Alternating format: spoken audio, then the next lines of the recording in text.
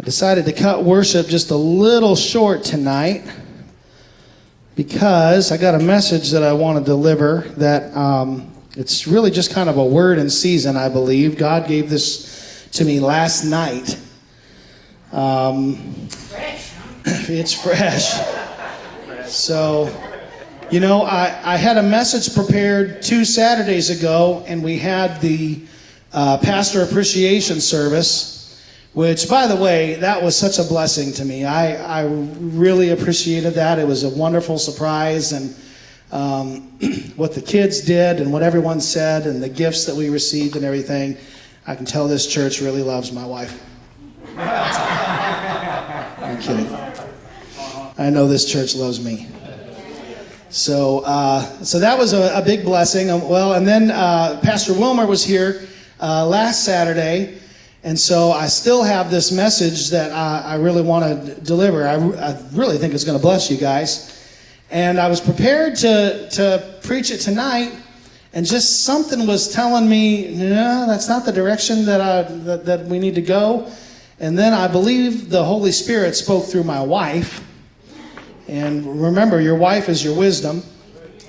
And she said some things, and I'm like, okay, I know what I'm preaching on. So last night I put this together. So the title of tonight's message is Carrying Offense. Carrying offense. We're going to be digging through some scripture here tonight. So be prepared to take some notes and write some good stuff down here. We're going to start in 2 Samuel 13. And we're going to go all the way to 2 Samuel 18, and we're going to read a lot of this tonight, but we're going to look at a story of somebody who carried an offense. Carrying offense. 2 Samuel 13, we're going to start in verse 1. In the course of time, Amnon, son of David, fell in love with Tamar, the beautiful sister of Absalom, son of David. So Tamar was Amnon's half-sister. David was their father, but they had separate mothers. Verse 2, Amnon became so obsessed with his sister Tamar that he made himself ill. She was a virgin, and it seemed impossible for him to do anything to her.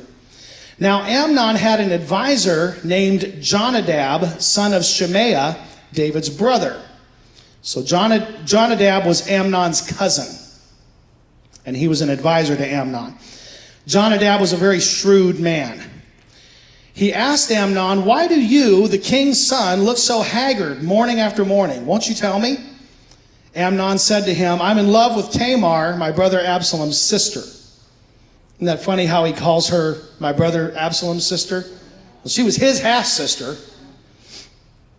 Now, remember the message that I preached a couple of months ago where I was talking about in James, it says that sin starts out as a thought, which is a seed.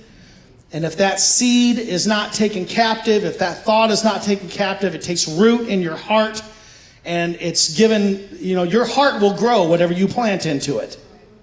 So when that seed takes root in your heart, it grows.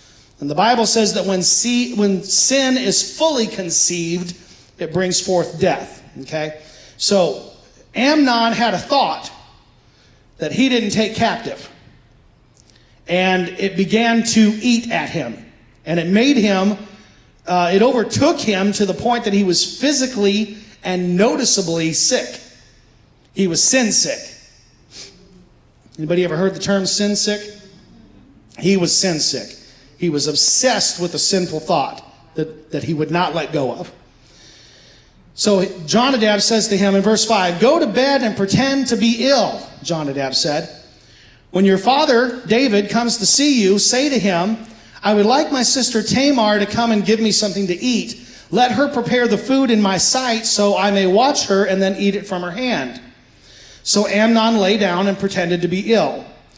When David came to see him, Amnon said to him, I would like my sister Tamar to come and make me some special bread in my sight so I may eat from her hand. David sent word to Tamar at the palace, go to the house of your brother Amnon and prepare some food for him. So Tamar went to the house of her brother Amnon, who was lying down. She took some dough, she kneaded it, She made the bread in his sight and baked it. Then she took the pan and served him the bread, but he refused to eat. Send everyone out of here, Amnon said.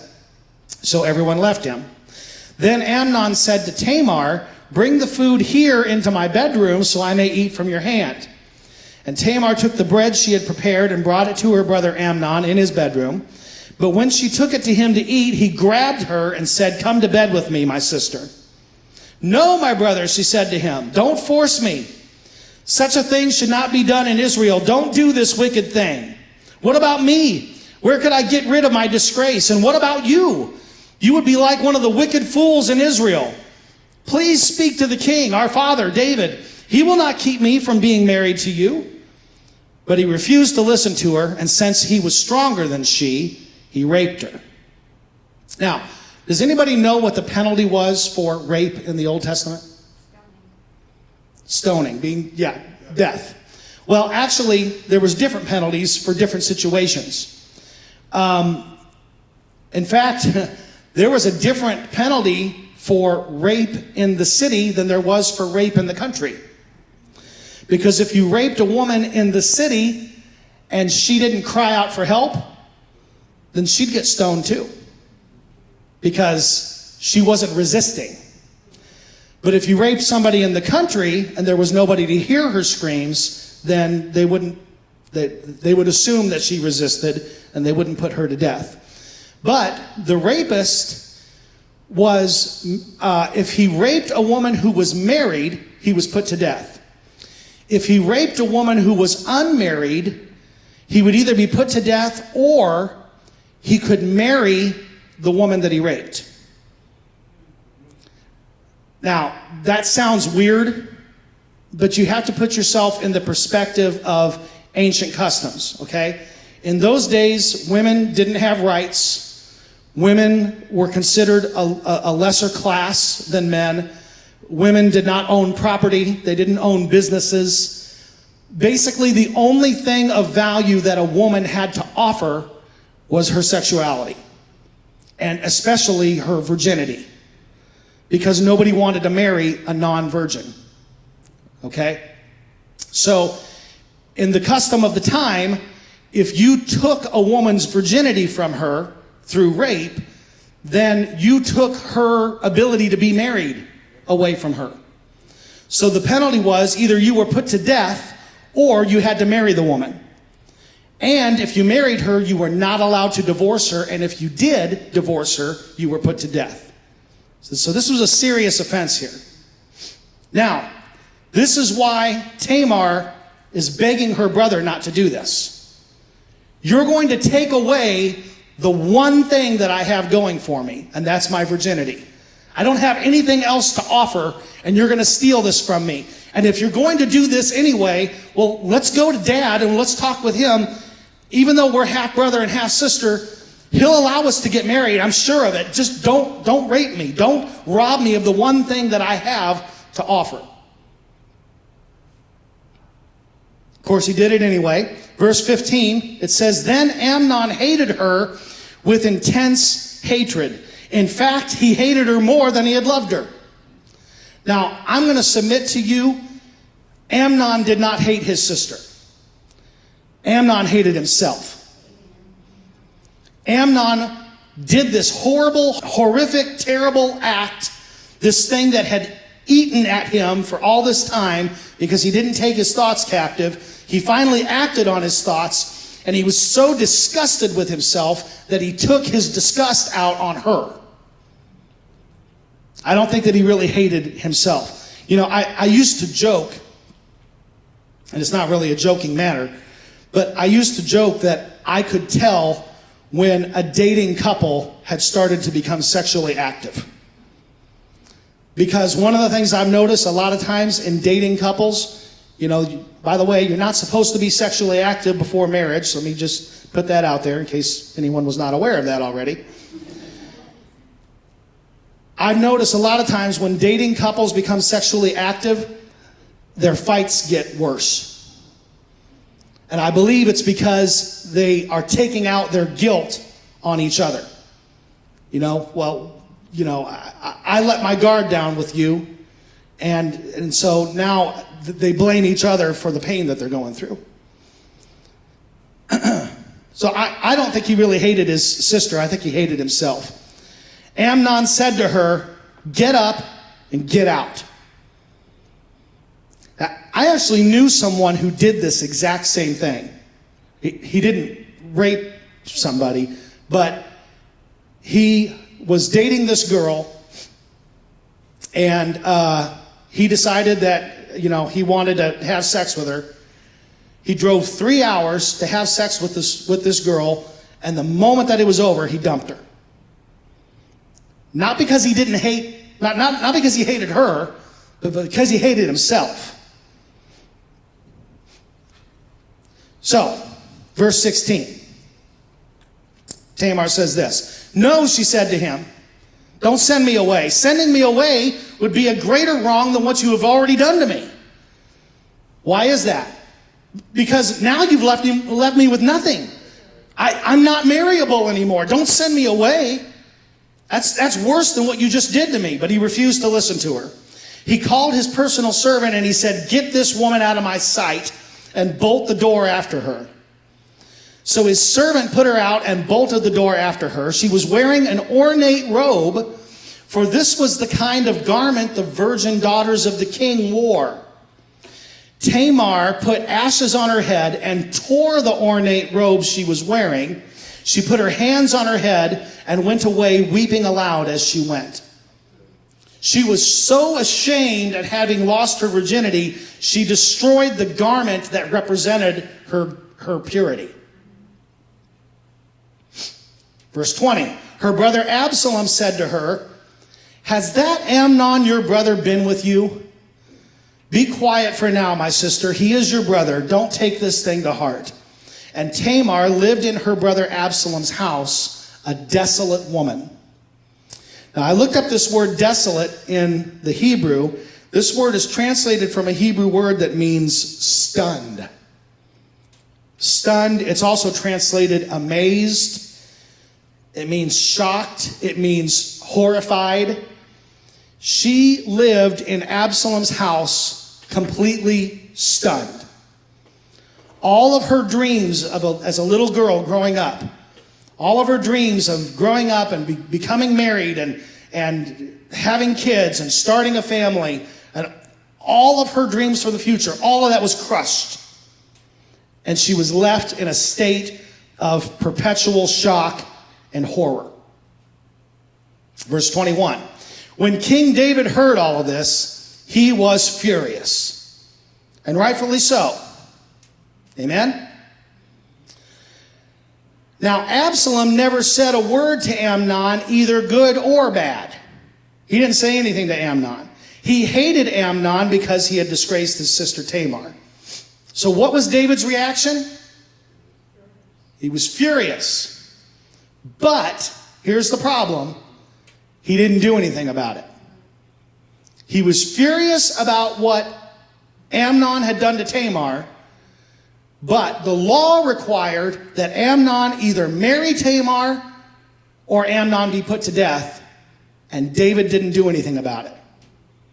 So he was furious, but he didn't act according to the law. Meanwhile, Absalom now hates Amnon. He won't say anything to him. He won't say anything good. He won't say anything bad. He hates him so much, he will not even speak to him. Now, this is very, very, very important. Did Amnon do anything to Absalom? No. Absalom has picked up Tamar's offense.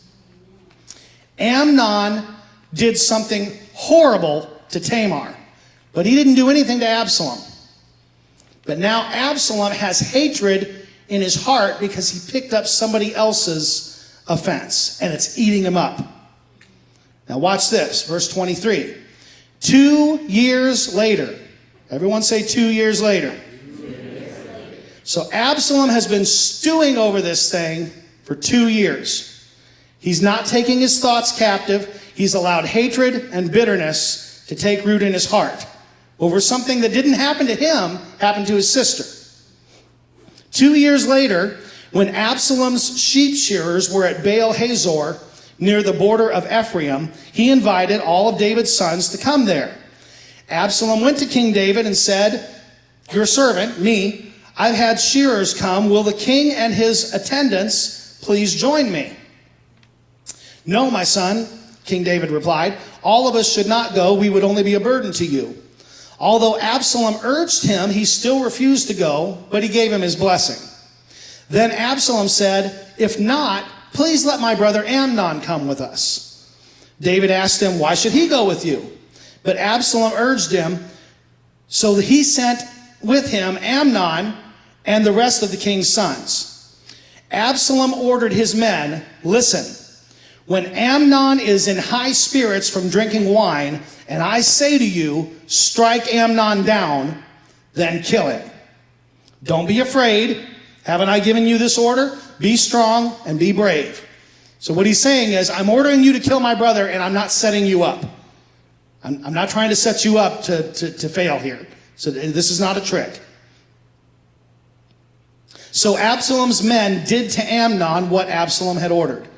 Then all the king's sons got up, mounted their mules, and fled. While they were on their way, the report came to David, "Absalom has struck down all the king's sons, not one of them is left." Now, is that true? No. Only one person got killed. Isn't it amazing when it comes to picking up people's offenses, people often exaggerate what the offense is? Verse 31. The king stood up, David stood up, tore his clothes, and lay down on the ground, and all his attendants stood by with their clothes torn. But Jonadab, remember him? Jonadab, son of Shemaiah, David's brother, Amnon's cousin, said, "My lord should not think that they killed all the princes, only Amnon is dead. This has been Absalom's express intention ever since the day Amnon raped his sister Tamar. My lord the king should not be concerned about the report that all the king's sons are dead, only Amnon is dead." Now let's not forget, Jonadab was an accessory to the original rape. He was the one that gave Amnon the idea of how to do this in the first place. And now he's playing like he's everybody's buddy. "Oh, David, don't worry about this. Only one person's dead." Verse 37. Absalom fled and went to Talmai, son of Ammihud, the king of Geshur. But King David mourned many days for his son. After Absalom fled and went to Geshur, he stayed there for 3 years.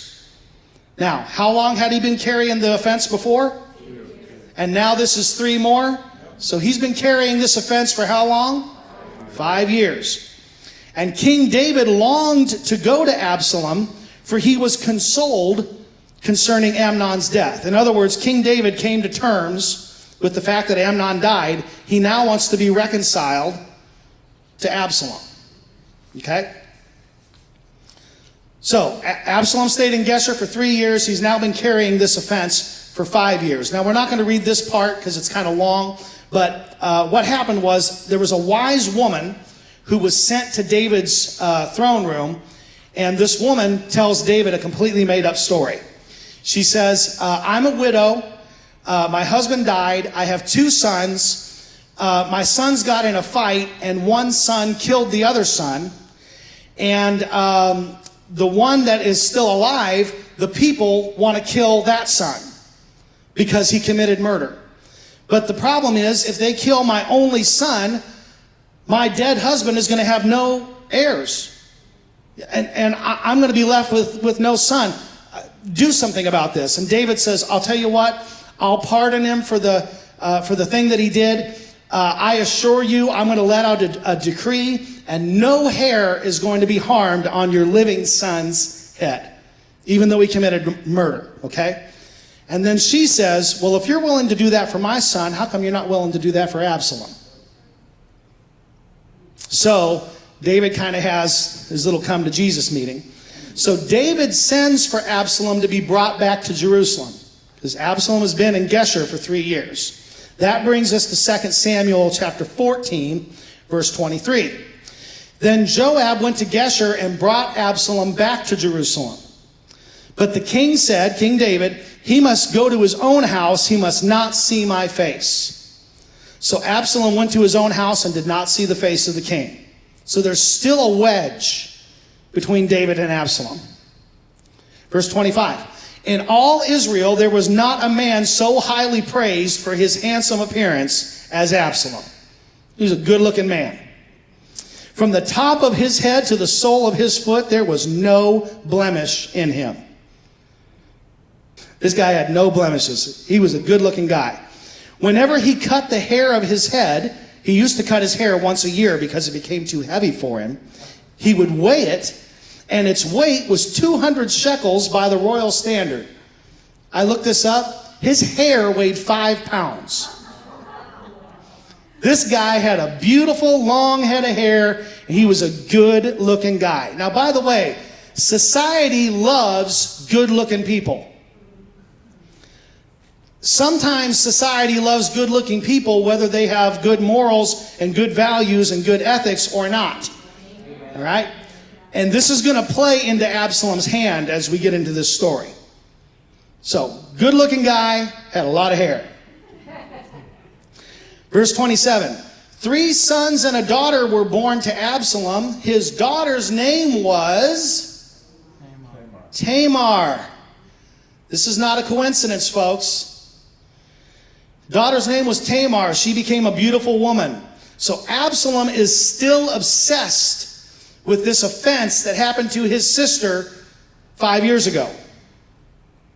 So much so that his daughter is named after his sister.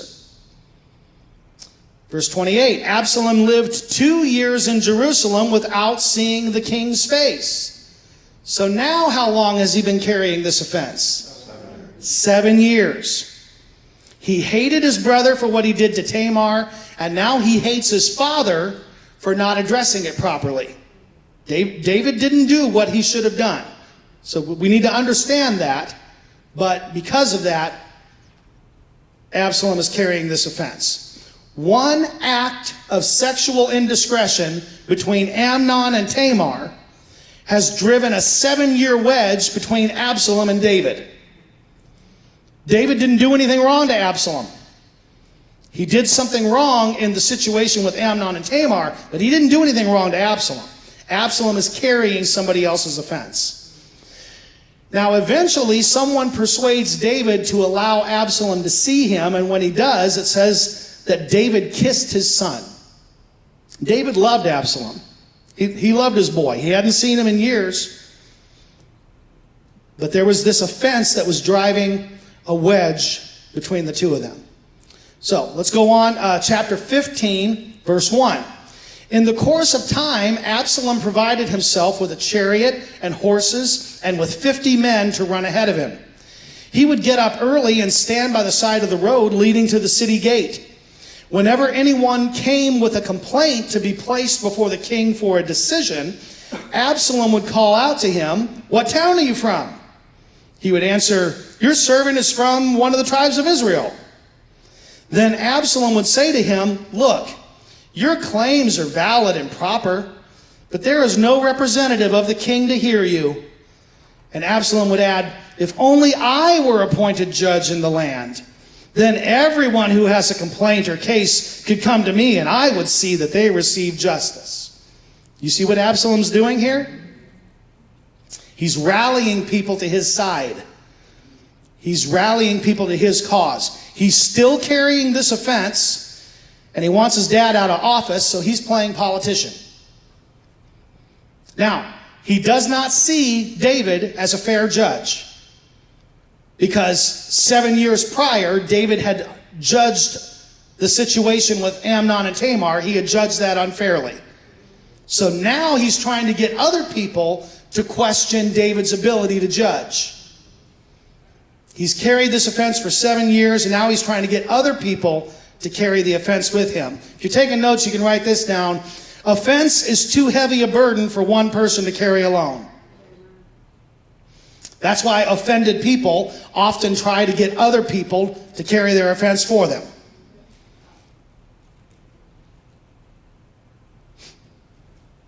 If you're offended with somebody, that's one thing. If you're trying to rally people to your cause, You're causing your brother to stumble and fall. Amen? Verse 5.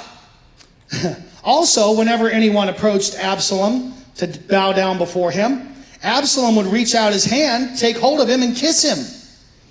Absalom behaved in this way toward all of the Israelites who came to the king asking for justice, and so he stole the hearts of the people of Israel.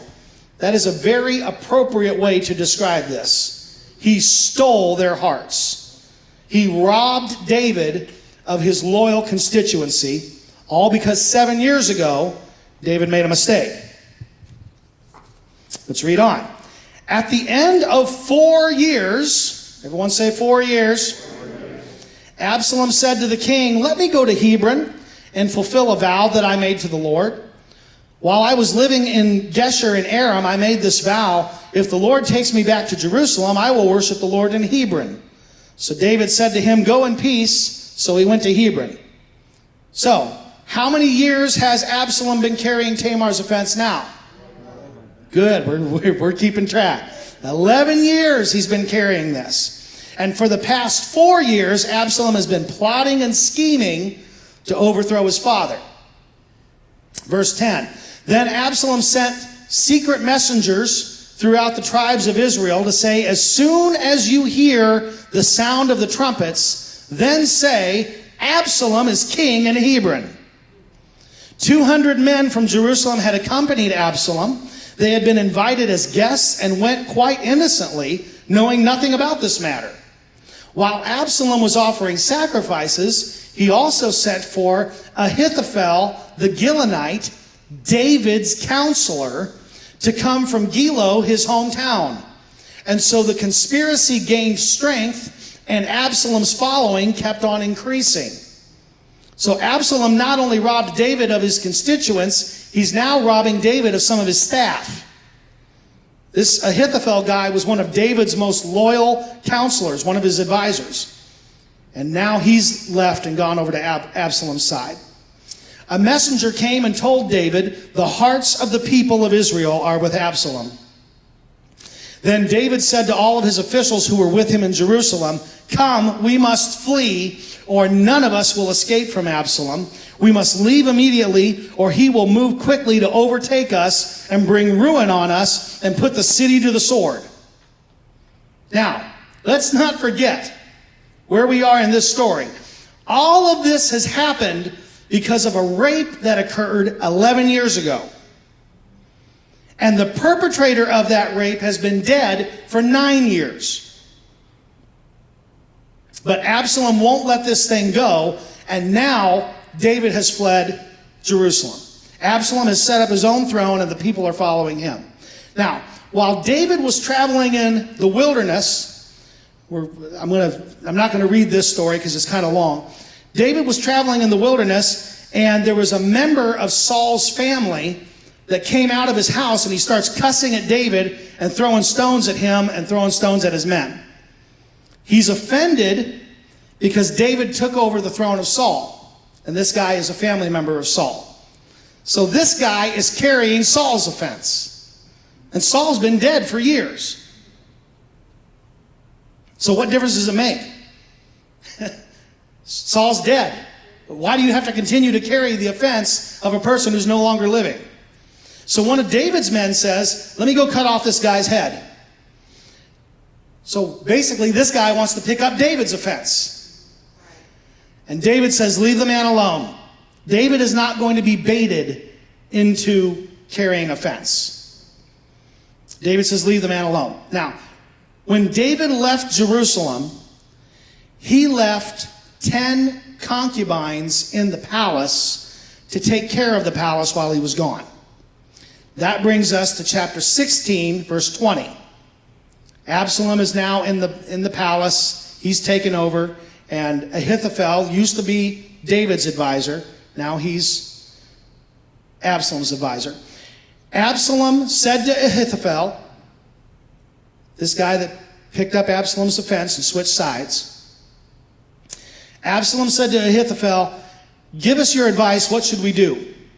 Ahithophel answered, "Sleep with your father's concubines, whom he left to take care of the palace.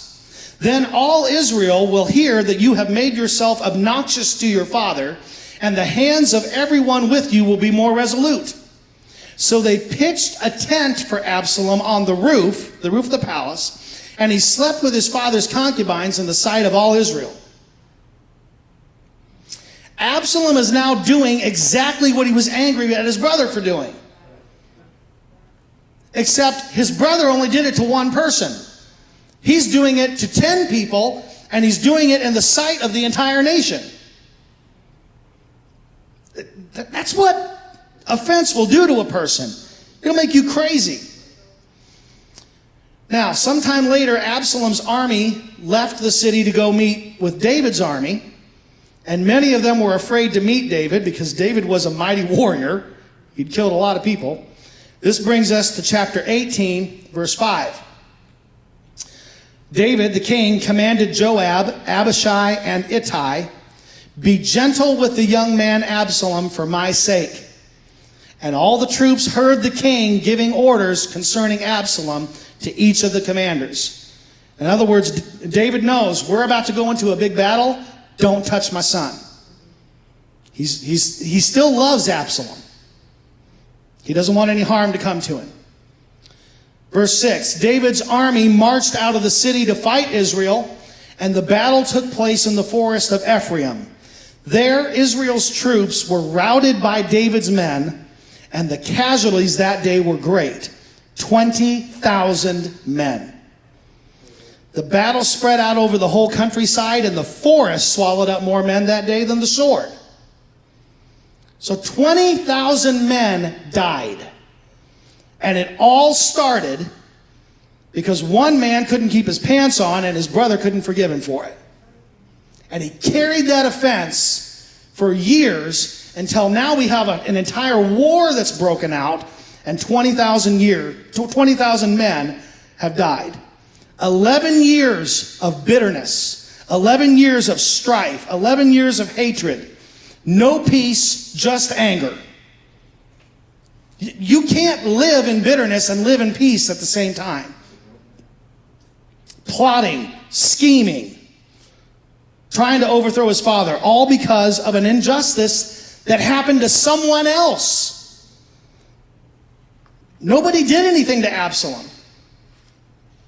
Now, what happened to Tamar was horrific, but that was Tamar's offense.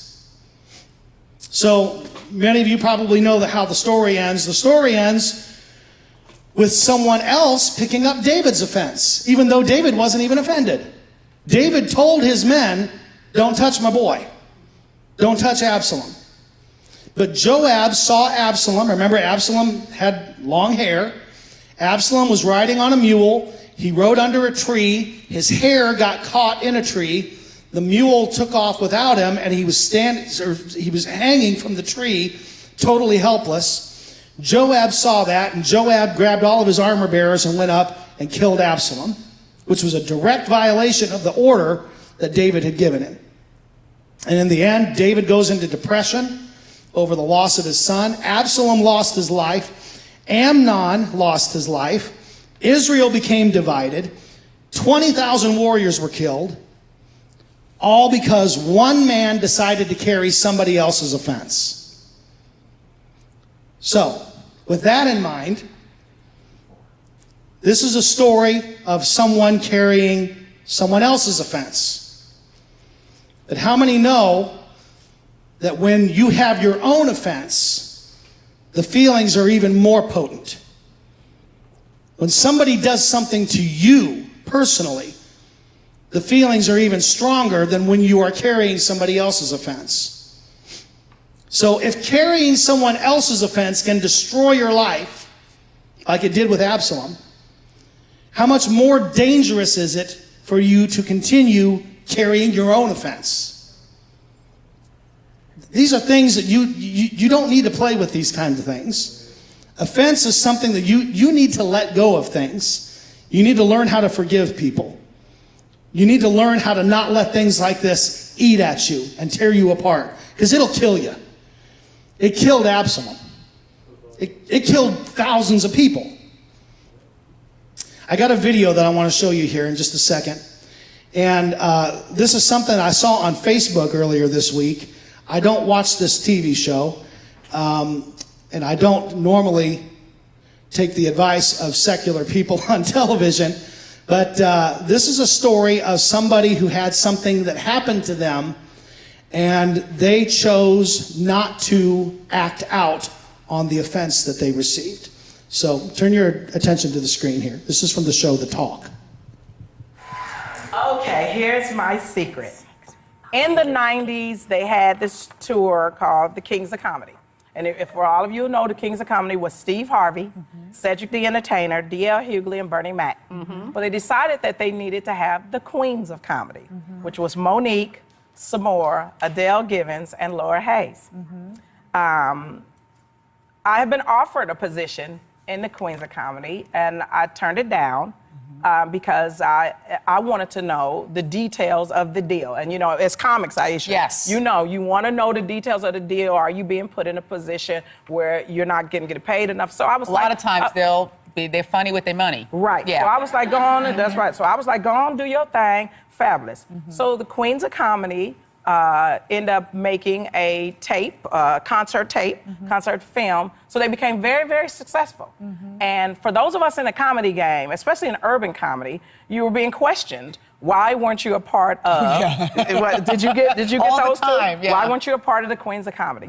So I got an opportunity. The producer, Walter Latham, called me and said, there might be an opportunity for you to work with these ladies because, you know, Monique had gone on to get the Parkers. She goes on to win Academy Awards and have a great career. So there was an opening. And they were going to tape another comedy concert. So I'm thinking, here's my second chance. It's a great opportunity. I respect these women. And there's a conference call.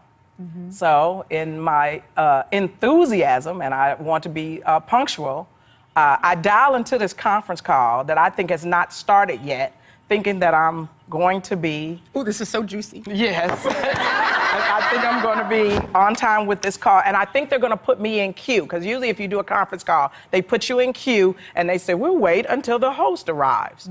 So I dial into this call, and what I hear is, and Monique is not on this call, I hear Samore, Adele Givens, and Laura Hayes talking about me. Oh my God. I can't take it. What's gonna happen?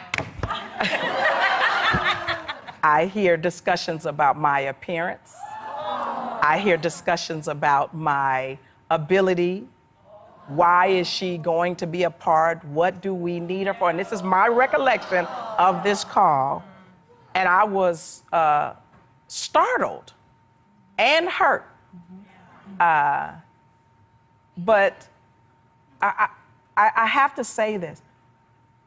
I was so shocked and hurt that I could not unmute my phone and go, hey, I hear you. I couldn't do it. You know, like they talking about me, you know. Did you also keep wanting to hear what they were saying, or did you feel like you wanted?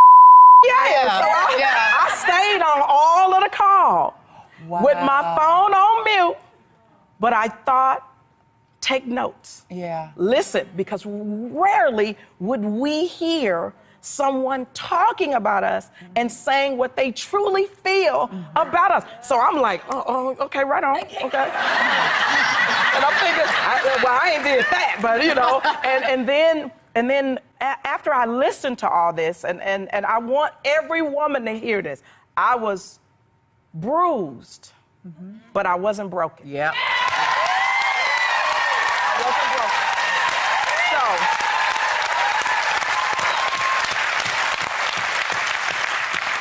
I listened to the entire call. I waited for everybody to click off, and I called Walter Latham, and I said, I don't think this is going to be a great fit for me, but I hope that these women will go on and do great things. To this day, they did not know that I was on this call. They did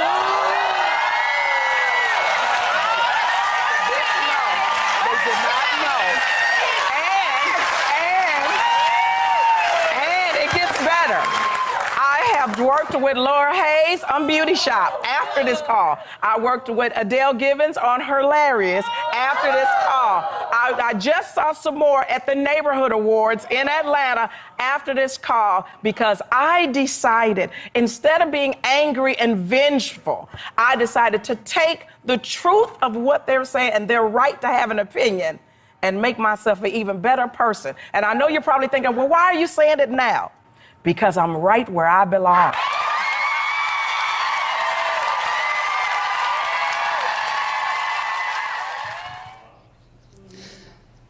Pretty amazing story, huh?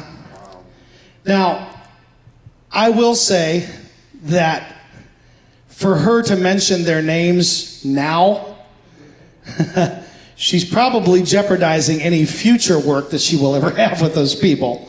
So that's something to take into consideration. But the fact that she knew what these people had done to her, she knew what they had said to her, she did not act out, and she continued to work with them after it happened. And because she didn't get a reputation of being, an unworkable person, she ended up getting promoted. And she ended up being in a position where she is today. Our church is coming up on its 1-year anniversary in just a week and a half. And in this past year, I got to tell you, there have been some horrible things that people have said about this ministry, that people have said about me. People have spread rumors about us. They've lied about us. They've threatened people who attend our church. People have talked about me. They've lied to me.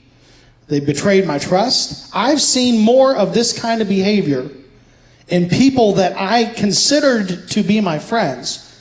I've seen more of this kind of behavior in the past year than probably the rest of my life combined.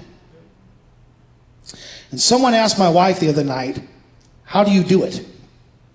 How do you brush this off? How do you ignore it when people act so ungodly towards you, ungodly towards your husband, ungodly towards our church? Well, this is how. I can't afford to allow offense to hinder our mandate. I can't carry that. It's too heavy of a burden to carry. That's why I used this picture to represent carrying offense. It's too heavy of a burden. And I'm certainly not going to ask you to carry my offense for me, because that would be putting an undue burden on you. I'm here to help set people free, not to weigh them down. Jesus said, take my yoke upon you. My yoke is easy. My burden is light. That's not a light burden. Offense is not a light burden. Now, does it hurt? Of course it hurts. But I have to let it roll off, or the bitterness would eat me alive, just like it did with Absalom. Now, this is really important.